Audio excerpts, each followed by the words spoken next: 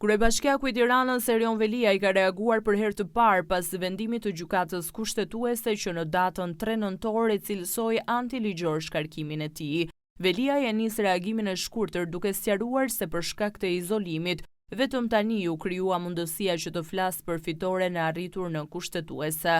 Ai thotë se ky vendim nuk bën fjalë për mandatin e tij si kryebashkiak.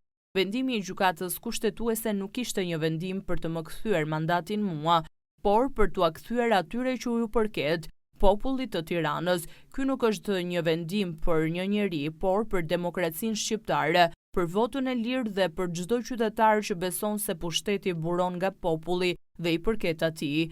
Gjykata kushtetuese rivendosi jo thjesht një mandat, por dinjitetin e ligjit dhe besimin se shteti ka ende busull. E drejta mund të vonoj, por nuk harron.